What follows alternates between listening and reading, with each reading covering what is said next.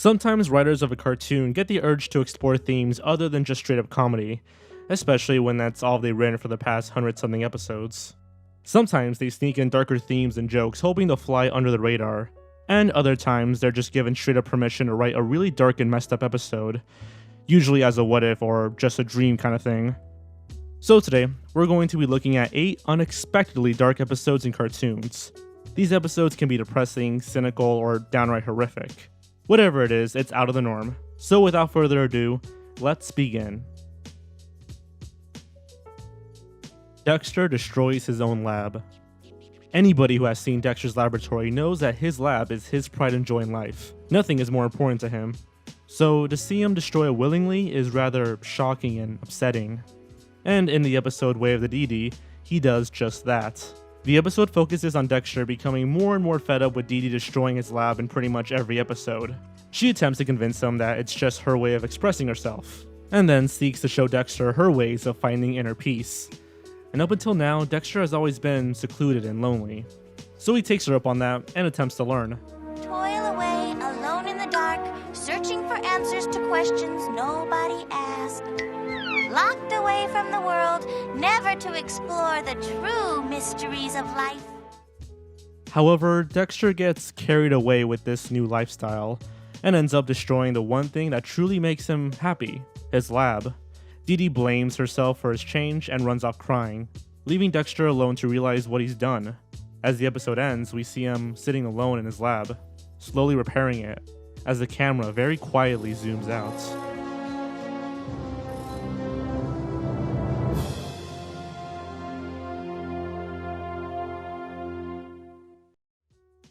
He is alone, joyless, and devoid of enthusiasm, just as he was before. And this episode is really dark and depressing because it gives some insight into Dexter's character that we don't usually see.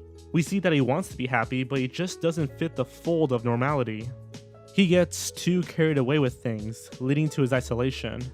In the end, maybe he's just meant to be isolated from the rest of the world, and the one place that truly understands him, his lab.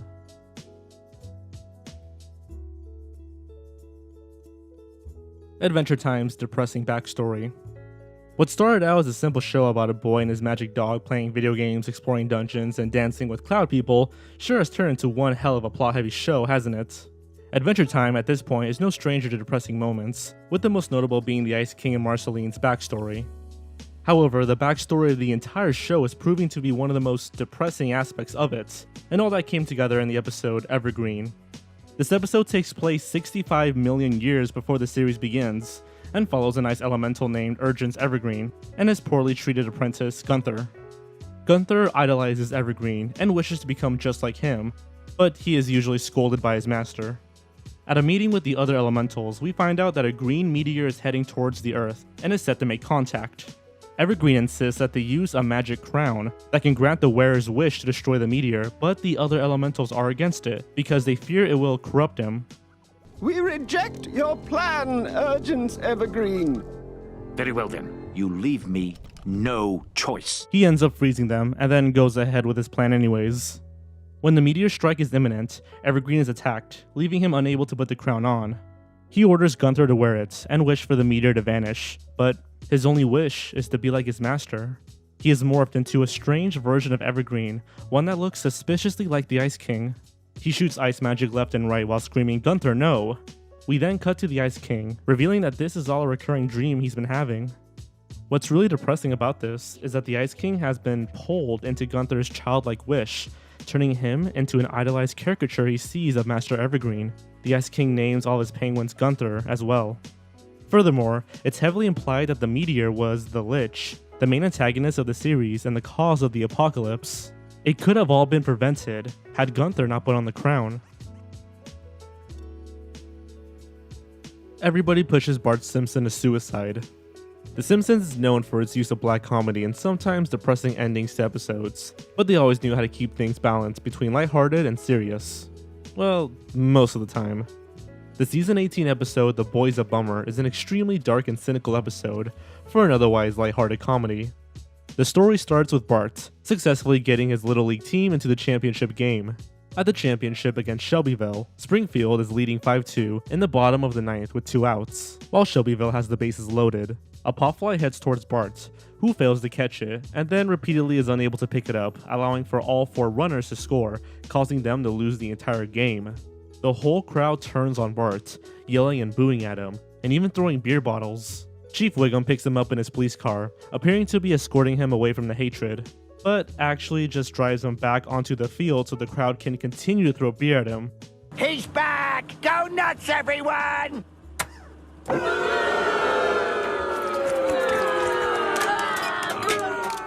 His failure is broadcasted all over town on the radio, and he is continuously being mocked and sneered at, actually causing him to burst into tears. The next day, a now deranged Bart has spray painted, "I hate Bart Simpson" on almost everything in town. A crowd of townspeople find him on top of a water tower, and he jumps off in a suicide attempt, while the crowd actually cheers him on. He survives and is taken to the hospital. And just when you thought Bart's suffering was over, the crowd actually stands outside of the hospital window chanting "Bart sucks." That's right, this crowd of fully grown adults are still harassing a 10-year-old boy they drove to attempt suicide for a damn little league baseball game. Now, in the end, they do all apologize, and they set up a fake game so Bart can feel good about himself again, but it doesn't erase what this town did in the slightest. It's kinda hard to look at Springfield the same way after this episode. It received a lot of negative reviews from fans and critics alike, due to its unnecessarily cynical and distasteful content. And as they point out in the episode, it really does seem like Springfield is the meanest town in America. Now, thanks to you, my special little guy will be haunted by this for the rest of his life. I always thought that was just a slogan to attract small businesses. Tom nearly goes to hell. Despite being a cartoon full of comedic slapstick violence, sometimes things can get a little too far in Tom and Jerry. This is especially evident in the episode Heavenly Puss, in which Tom almost goes to hell. The episode begins, as usual, with Tom chasing Jerry. However, the dark themes hit you in the gut when Tom is killed by an upright piano.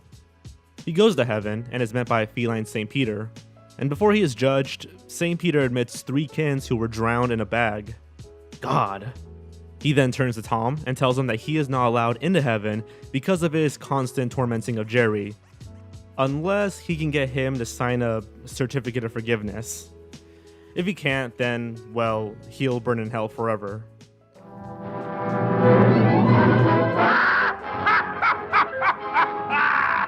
Let me have him! Send him down! Back on Earth, Tom finds out that he has a limited amount of time to get Jerry to sign, and when Jerry refuses, Tom tries to forge his signature, but is caught by St. Peter. He bribes Jerry, but that doesn't work, leading Tom to attack him. The devil cheers him on, which strikes fear into his heart, and causes him to act more compassionately. As time runs out, Tom frantically tries to tell Jerry about his situation.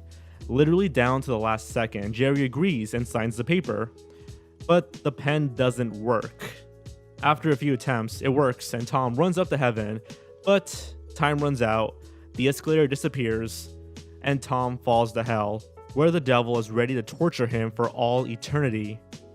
Luckily, it all turns out to be just a dream, much to Tom's relief.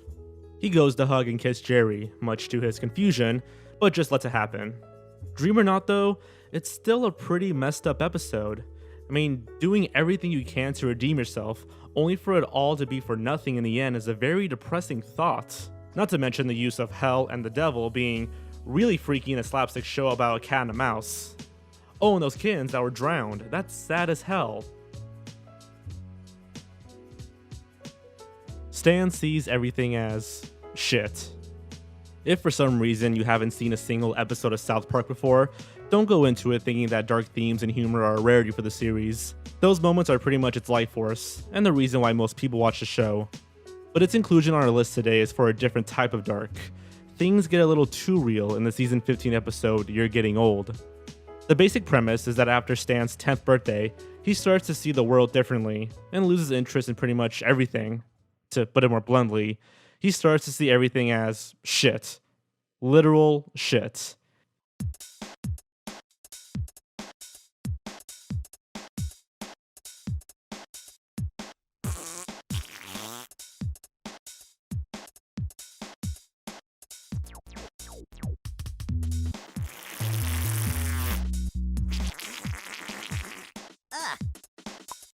He can't enjoy modern music, movies, TV shows, or anything. The other boys start seeing him more as a major buzzkill and no longer want to hang out with him. Stan has a major falling out with Kyle, and they stop being friends. And on top of all of this, his parents, Sharon and Randy, have been fighting and decide to get a divorce. The episode ends to Fleetwood Mac's Landslide, as we see a montage of the entire show's dynamic changing. And unlike most episodes in the series, things don't go back to the way they were. The changes in this episode lasted for a good long while. For a show that many saw as a comedic escape from the real world, this episode really messed with a lot of people. It essentially said that nothing is forever, people change. When you get older, your tastes change, and it can feel like your entire identity and world are falling apart. Some also saw it as a metaphor for how Matt Stone and Trey Parker, the showrunners, felt about South Park, and were worried it might be the end of the series. However, the two debunked these rumors, stating that the show still has a long life ahead of it. And so far, it looks like the show's not slowing down. But one has to wonder, was it really their decision or Comedy Central's? Phineas and Ferb are imprisoned in solitary confinement. One of the major reoccurring jokes in Phineas and Ferb is their sister Candace always trying to bust her brothers to their parents for all the crazy things they do in the backyard. Every single time, some crazy act of God happens where whatever insane project the boys are working on in the episode completely disappears by the time Candace gets her mom to see. Well, almost every time. In the episode Phineas and Ferb get busted, Candace finally busts her brothers when they build a flying car in the backyard. Their mother is stunned that Candace has been telling the truth the entire time, and quickly becomes angry at the boys. They send Phineas and Ferb away to a reformatory school. Upon arriving, their heads are shaved and are taught that creativity is wrong and something to be punished for. Candace soon finds herself missing her brothers and decides to break them out of the school. However, when she gets there, she discovers that Phineas and Ferb's souls have been broken and they are unwilling to leave. She is eventually able to break them out of their trance, but it's soon revealed that this has all been a dream, and the events of this episode never actually took place. Wow, the just a dream trope seems to be an easy way for writers to have a field day, a way for them to use potentially series-changing plot points and twists, and explore much darker themes like the ones we saw in the Tom and Jerry episode. Whether it's a dream or not, it's still pretty upsetting to see Phineas and Ferb lose their creativity and become lifeless husks of what they once were.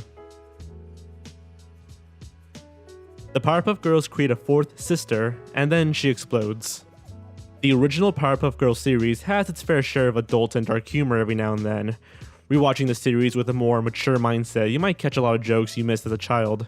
However, the episode Twisted Sister is one of the few episodes that is dark throughout the entire runtime, actually featuring a character die.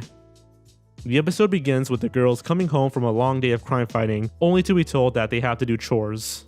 They're very tired, so they decide to create a fourth Powerpuff Girl in order to help them with all their crime fighting and chores. Unfortunately, they don't have the main ingredients, being sugar, spice, and everything nice, so they make do with what they have. The end result is Bunny, a large, hunchback girl who isn't too bright. Okay, it's your job to fly around and keep Townsville safe from crime. And when you catch the bad guys, bam, pow, you beat them up. And then throw them in jail. Understand? They tell her to go fight crime, but she misunderstands and throws the police officers in jail and lets the criminals roam free. The girls scold Bunny, causing her to run off upset. They then find themselves overwhelmed by criminals and in need of help. Bunny comes back to their aid and saves them, but then after the girls praise Bunny, she just...